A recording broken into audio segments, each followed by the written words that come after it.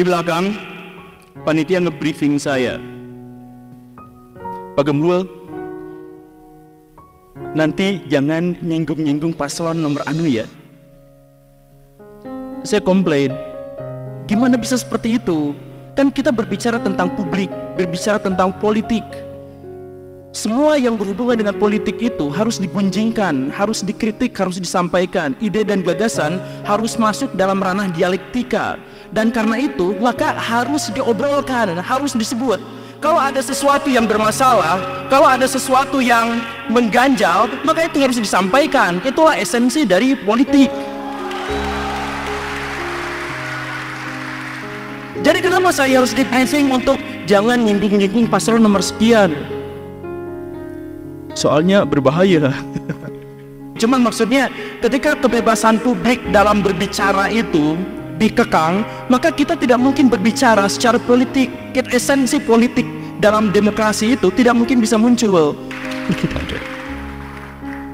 Jadi gini, apa yang dimaksud dengan politik? Kalau misalkan tadi dikatakan dalam mengutip Aristoteles bahwa yang dimaksud dengan politik itu adalah keinginan kuasa atau bagaimana kita mengelola kekuasaan, dan manusia itu adalah disebut sebagai zon politikon atau makhluk politik, maka itu sebenarnya bukan filsafat ranahnya, itu sebenarnya adalah sains ranahnya. Cuman di era Aristoteles pada waktu itu filsafat dengan sains belum terpisah, sehingga Aristoteles menyebut itu dalam ranah dan dianggap sebagai credo bagi atau diksi atau terma dari filsafat. Sebenarnya itu adalah sains. Maksudnya begini, manusia itu secara pribadi bodoh. Manusia itu secara individu otaknya gak jauh dari hewan. Manusia bisa berperadaban satu-satunya cara adalah ketika dia berpolitik. Jadi kalau misalkan kita hidup sendirian di hutan, maka dipastikan kita akan berperilaku seperti binatang. Dipastikan. Ketika manusia berkumpul, baru manusia bisa berkomunikasi satu sama lain dan menciptakan sesuatu yang kemudian disebut sebagai kebudayaan. Kalau misalkan manusia itu berkumpul dalam skala yang lebih besar lagi dan dalam waktu yang lebih lama lagi, maka manusia bisa berperadaban. Bagaimana caranya manusia bisa berperadaban itu? Ketika manusia satu dengan yang lainnya berkumpul, kemudian berkomunikasi dengan bahasa, kemudian mereka mengakumulasikan pengetahuan mereka. Kalau manusia itu cerdas ketika mereka mampu mengakumulasikan pengetahuan. Sering saya sampaikan, manusia secara pribadi tidak bisa bikin mic, manusia secara pribadi tidak bisa bikin handphone, manusia secara pribadi bahkan tidak bisa membuat podium ini. Podium ini dibuat oleh manusia dari ide jutaan individu dan dalam rentang waktu 15.000 angkatan, 15.000 generasi. Baru bisa bikin gini. Ada yang menciptakan apinya, ada yang menciptakan catnya, ada yang menciptakan bagaimana cara memahatnya, mesin pahatnya, dan sebagainya. Butuh waktu 15.000 generasi agar kita bisa berperadaban seperti ini. Manusia secara individu di sini, siapa yang bisa bikin cireng satu orang dari awal sampai akhir? Gak akan ada yang bisa. Siapa di sini yang mampu bisa bikin kursi itu dari awal sampai akhir? Satu orang tidak bisa. Itu adalah produk akumulasi kebudayaan, produk akumulasi logika berpikir. Nah, bagaimana caranya agar orang-orang dalam jumlah banyak itu menyatukan ide sehingga menghasilkan ini, menghasilkan mic, menghasilkan handphone, bisa berkumpul di sini dan sebagainya, adalah dengan politik. Politik itu adalah bagaimana caranya mengakomodasi dan memberdayakan wewenang, sehingga orang-orang itu bisa bukan hanya mengakumulasikan pengetahuan, tetapi juga mengkompakkan tujuan. Jadi saya mau begini, saya mau begitu, tapi saya mau begini. Setiap orang itu desainnya chaos satu sama lain, kecuali dia dikuasai, dihegemoni oleh pihak yang besar, yang kuat. Maka disitulah muncul politik. Tidak mungkin ada piramida Giza tanpa Fir'aun yang memerintahkan untuk membuat itu. Tidak mungkin ada Jakarta tanpa ada orang-orang yang memaksakan kehendak untuk bikin pelabuhan di situ. Tidak akan ada Bandung seandainya Dendels, Raden Mas Galak tidak pernah memaksa Bupati Bandung untuk memindahkan ibu kota 11 km ke utara. Artinya apa? Ada kekuasaan di situ. Ada wewenang publik di situ. Nah, wewenang publik itu hanya bisa diwujudkan kalau apa? Kalau ada dialektika. Dan dialektika itu bisa muncul ketika apa? Ketika orang-orang yang ada di situ semuanya itu diperkenankan untuk mengajukan gagasan, kritik, saran, menyampaikan ide, membuat dirinya itu bisa berkata-kata. Karena apa? Kalau misalkan kepemimpinan, kalau misalkan wewenang, kalau misalkan orang-orang yang memiliki wewenang itu benar-benar tidak mendapatkan kritik, benar-benar tidak bisa digibahkan, maka tidak akan ada lagi yang namanya politik. Jadi politik itu wajib digibahkan. Dalam Islam gibah kan nggak boleh. Boleh nggak dalam Islam gibah? Dalam Islam gibah itu tidak boleh karena itu menyangkut masalah pribadi. Jadi urusan politik itu bukan masalah pribadi. Kalau misalkan ada seorang presiden, misal ya, yang ternyata dia berselingkuh, maka itu urusan pribadinya dia.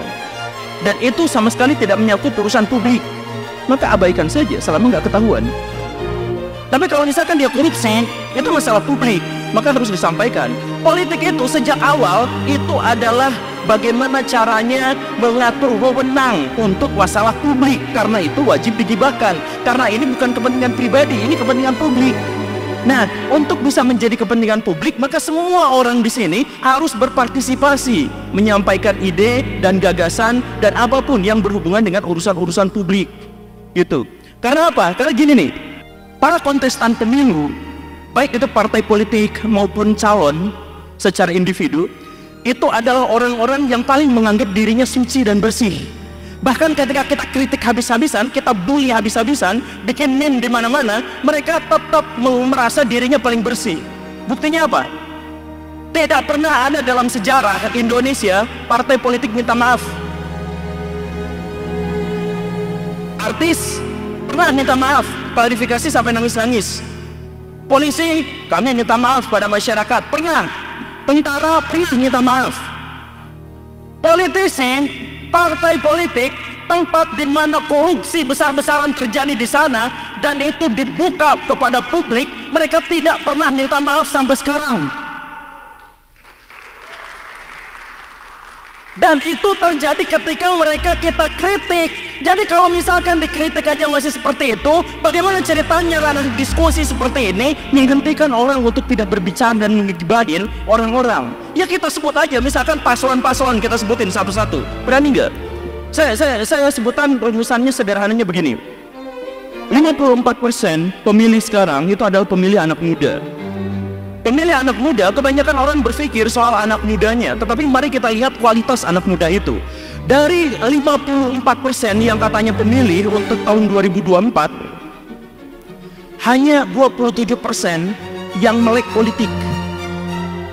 27%. Dan dari 54% yang anak muda itu, hanya 0,1% orang yang menamatkan satu buku dalam 1 bulan. Artinya apa? Jam bacanya kurang. Artinya apa? Kepedulian terhadap politiknya kurang. Artinya apa? Mungkin terhadap politik, bukan melek terhadap politik. Dan karena itu, karena rumusannya adalah seperti itu, maka calon-calon presiden kita, calon-calon wakil presiden kita, calon-calon anggota DPR kita berkampanye dengan cara non-literasi. Mereka abai itu. Kenapa? Karena jalan kampanyenya sekarang adalah jalan anak muda. Gak peduli soal track recordnya bagaimana, gak peduli soal visi misinya bagaimana. Yang paling penting bagaimana caranya memberi angin surga kepada orang-orang yang tidak suka baca buku. Maka apa yang kemudian mereka kampanyekan? Makan gratis. Apa yang mereka kampanyekan? BPJS gratis, BTN gratis, solar gratis, semuanya digratiskan. Kenapa? Karena mereka memang tidak bertujuan untuk mendidik. Kalau misalkan tujuan mendidik, maka kampanye mereka akan mengatakan, saya akan gratiskan solar untuk nelayan kalau nelayan itu tidak buang sampah dan polusi di lautan. Itu mendidik namanya.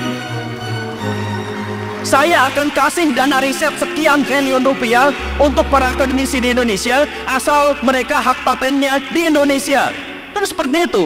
Tapi tidak ada yang akan ngomong seperti itu karena mereka berkampanye di hadapan masyarakat yang jam bacanya 0,01%. Dengan kondisi seperti ini bagaimana? Makanya satu-satunya kesempatan agar bisa menciptakan pendidikan politik buat masyarakat adalah saya harus diizinkan berbicara di depan mahasiswa yang katanya suka baca, yang katanya kritis, yang katanya agent of change. Saya sampaikan kepada mereka agar mereka semua menyampaikan kepada masyarakat yang lebih luas bahwa politik Indonesia harus diselamatkan, bahwa Indonesia di masa depan harus dihebatkan.